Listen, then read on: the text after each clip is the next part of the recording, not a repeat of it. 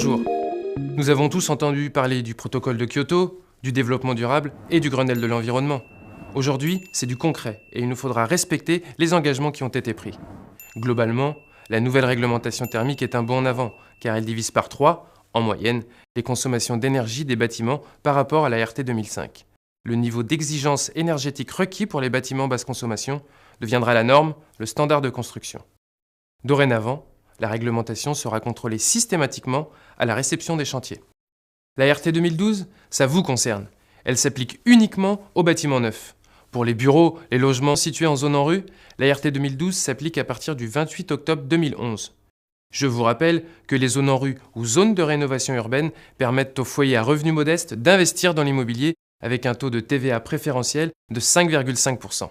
Pour les logements situés en dehors des zones en rue, elle s'appliquera à partir du 1er janvier 2013. Et enfin, pour les autres bâtiments tertiaires, la date n'est pas encore connue, mais ce sera certainement fin 2012 ou au plus tard le 1er janvier 2013. Attention, ces dates dépendent du type de bâtiment et correspondent au dépôt du permis de construire. Alors quelles sont les principales exigences de cette nouvelle réglementation thermique ? Un maître d'ouvrage ne pourra plus lancer un appel d'offres sans avoir fait réaliser au préalable une étude thermique. Le calcul du BBio, de la CEP, de la TIC et de la somme d'EPSI, terme un peu barbare, permettra de définir le cahier des charges énergétiques à respecter. Mais rassurez-vous, tout ceci est plus simple qu'il n'y paraît. L'étude thermique et le calcul des performances globales ne relèvent pas de votre entreprise, mais d'un bureau d'études spécialisé. Il est quand même bon de le comprendre. Le BBio, ou besoin bioclimatique, caractérise le bâti. Le BBio max à ne pas dépasser dépend du type de bâtiment et de son lieu de construction, et il est indépendant du système de chauffage. En gros, le BBio, c'est l'enveloppe du bâtiment, son implantation et son orientation. Il est calculé au moment de la conception. La CEP, c'est la consommation conventionnelle en énergie primaire du bâtiment. Elle prend en compte les mêmes éléments que le BBio en y ajoutant les équipements. Ce coefficient CEP max à ne pas dépasser est différent suivant la zone climatique, l'altitude et le type de bâtiment. Prenons l'exemple d'un logement occupé par une famille et soumis à un climat moyen. Le calcul de la CEP théorique sera basé sur une utilisation conventionnelle, hors électroménager, télévision et ordinateur. Dans la réalité, nous savons que la consommation du logement variera selon le climat réel et le mode de vie des habitants.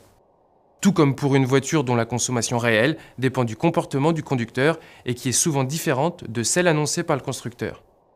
Si les occupants du logement consomment plus que la consommation théorique, ce qui est tout à fait possible, on ne peut pas vous contraindre à refaire les travaux. Enfin, la température de confort intérieur, la TIC, est un critère d'exigence de confort d'été. La température intérieure, atteinte au cours d'une séquence de 5 jours chauds, doit rester inférieure à une température de référence. Tous ces critères d'exigence réglementaire, le BBio, la CEP et la TIC, sont calculés par un bureau d'études thermiques lors de la conception du bâtiment par le maître d'ouvrage. C'est lui qui a la responsabilité de les présenter quand il dépose le permis de construire. Il ne vous concerne donc pas directement, même s'il est bien de les connaître. La RT 2012 prévoit aussi des performances globales à respecter au niveau des ponts thermiques. La nouvelle réglementation impose que la somme totale de toutes les déperditions dues à l'ensemble des ponts thermiques ne dépasse pas un ratio de 0,28 watts par mètre carré Kelvin. Quant aux ponts thermiques plancher-mur extérieur, leur déperdition doit être inférieure à 0,6 watts par mètre linéaire Kelvin. Là encore, ces valeurs sont calculées par le bureau d'études. C'est donc à la conception du projet que le maître d'œuvre devra prévoir des solutions constructives qui incluront le traitement partiel ou total de ces ponts thermiques, comme par exemple l'utilisation de rupteurs de ponts thermiques ou d'une isolation thermique par l'extérieur ou répartie. Attention aussi à l'utilisation de rupteurs en zone sismique. Si ceux choisis par le maître d'ouvrage ne respectent pas la zone sismique du chantier, il est de votre devoir de l'alerter. Votre entreprise devra respecter scrupuleusement le cahier des charges. Il faut que les rupteurs prévus lors de la conception soient ceux mis en œuvre, et partout. Sinon, le bâtiment, une fois chauffé, laissera apparaître lors des contrôles par thermographie les zones où les rupteurs n'auront pas été positionnés. Enfin, si le maître d'ouvrage a choisi des produits certifiés, c'est qu'ils sont moins pénalisants au niveau de l'étude thermique. Donc si vous avez le choix entre des produits qui affichent les mêmes performances, choisissez systématiquement ceux qui sont certifiés. Il existe 2 autres garde-fous à respecter. Pour une paroi entre un local chauffé et un local non chauffé, le coefficient de transmission surfacique ne doit pas dépasser 0,36 watts par mètre carré Kelvin. De plus, il faut que la surface minimale de baie vitrée soit supérieure à 1/6 de la surface habitable. Une autre exigence de performance est à respecter, une de plus, celle de l'étanchéité à l'air. Elle est mesurée à la livraison du logement, qu'il soit individuel ou collectif, et ne devra pas dépasser 0,6 m3 par heure et par mètre carré de parois déperditives en maison individuelle et 1 m3 par heure et par mètre carré en immeuble collectif. Alors, comment effectuer un test d'étanchéité et quelles sont les zones les plus déperditives ? Regardez.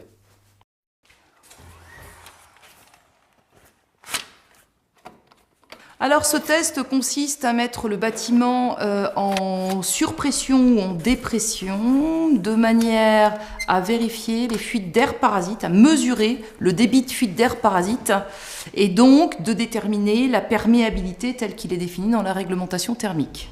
Alors, le test intermédiaire est à mon goût extrêmement important parce qu'il permet donc de vérifier l'étanchéité du projet suffisamment tôt pour qu'il soit encore temps de corriger de manière à s'assurer que le résultat final soit conforme à la réglementation. On va notamment regarder particulièrement les menuiseries, on va regarder quand on est en test intermédiaire les parois, les défauts qu'on pourrait avoir au niveau des murs, au niveau des planchers, au niveau des plafonds. On va également voir quand on est en test final toutes les fuites d'air parasites qu'on peut avoir au niveau des équipements électriques. On va évidemment être très attentif à tous les éléments traversants, donc d'évacuation, de tuyaux ou encore même de charpente. Premier cas de figure, on est en maison individuelle, on mesure cette maison individuelle et on vérifie sa conformité par rapport à la réglementation. Lorsqu'on est en maison individuelle, mais cette fois-ci groupée, on va devoir mesurer, quel que soit le nombre de maisons, on va devoir mesurer 3 maisons. Et c'est le résultat de ces 3 maisons qui permettront de vérifier la conformité de l'ensemble des maisons pour la réglementation thermique 2012. Quand on est en logement collectif, la règle est légèrement différente. Lorsque ce logement collectif comprend moins de 30 logements, on va mesurer 3 logements répartis dans le bâtiment de manière à ce qu'on soit dans les conditions les plus défavorables. Si ce bâtiment collectif est composé de plus de 30 logements, dans ces cas-là, on va mesurer 6 logements. Il faut démystifier le test à l'étanchéité à l'air. C'est important d'en faire un, effectivement, en cours de construction, au clos et au couvert. C'est là qu'on va voir les principales fuites et les problèmes. Et à ce moment-là, on peut facilement y remédier. Le test final devrait être qu'une formalité.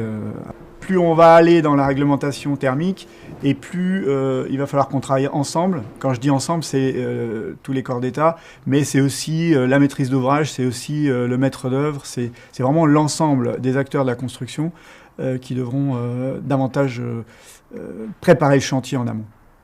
C'est très pédagogique, c'est-à-dire qu'à partir du moment où on a vu comment ça fonctionnait, un test, les principales fuites et tout ça, je pense que le compagnon, il comprend. Vraiment, ça donne du sens à son travail. Ce qui est important, c'est la qualité de l'ensemble de la construction. Et là où c'est important et où les entreprises, on a tous à y gagner, c'est qu'on valide enfin la qualité réelle du travail. C'est-à-dire que c'est pas simplement une étude thermique et puis des épaisseurs d'isolation. Là, on est vraiment sur la qualité de la construction. Alors, qui est responsable de quoi ? Le maître d'ouvrage est responsable de la conception du bâti et devra donc respecter les 2 étapes suivantes. À la demande du permis de construire, il devra fournir une attestation qui tient compte de la réglementation thermique, c'est-à-dire la vérification de l'exigence du B-Bio et celle de la surface vitrée du logement, soit au minimum 1/6 de la surface habitable. Et, à l'achèvement des travaux, le maître d'ouvrage devra fournir une attestation démontrant que le maître d'œuvre a pris en compte la réglementation thermique. Cette attestation contiendra la vérification de la note de calcul B-Bio, CEP, TIC, celle des certificats de produits utilisés, ainsi que le résultat du test d'étanchéité à l'air. Ce test doit être réalisé par un organisme qui a la qualification 871 perméabilité à l'air de l'enveloppe de Calibat. Ces contrôles ne peuvent être effectués que par un bureau de contrôle, un architecte, un organisme certificateur ou un diagnostiqueur immobilier dans le cas d'une maison individuelle ou accolée. Je vous propose maintenant d'écouter M. Bardy, sous-directeur de la qualité et du développement durable dans la construction. il y a d'abord une responsabilité globale du maître d'ouvrage qui doit respecter la réglementation, la maîtrise d'œuvre bien entendu qui fait les calculs, qui vérifie, et puis chaque entreprise, puisqu'il y a souvent plusieurs entreprises qui interviennent, a la responsabilité de ce qu'elle a fait. Et on verra sans doute que une des grosses nouveautés qui est l'essai d'étanchéité à l'air va amener obligatoirement à ce que chacun regarde bien ce qu'il a fait, puisque ça va être le résultat global qui va être jugé.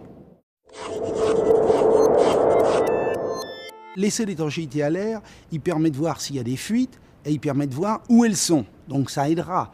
Par contre, il ne le dira pas si c'est de la faute du maçon, la faute du menuisier qui a fait l'isolation ou la faute de l'électricien qui est arrivé après. On sait que les maîtres d'ouvrage qui ont commencé, puisqu'avec le label BBC, il y a déjà des tests d'étanchéité à l'air, c'est qu'au départ, les résultats ne sont pas toujours bons et puis qu'au fur et à mesure, ça s'améliore parce que les gens apprennent qu'il faut faire bien attention à tous les détails.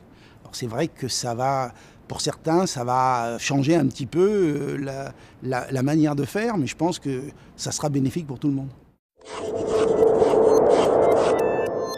Si le projet a changé depuis l'appel d'offres, ou bien c'est le maître d'ouvrage qui a demandé le changement du projet et donc l'entreprise, normalement la maîtrise d'œuvre refera les calculs, mais sinon l'entreprise a intérêt à dire attention, il faut vérifier. Si c'est l'entreprise qui a proposé des modifications, elle a intérêt là aussi, ou bien elle est capable, elle, de refaire les calculs, ou bien elle demande à la maîtrise d'œuvre et en demandant au maître d'ouvrage de refaire les calculs.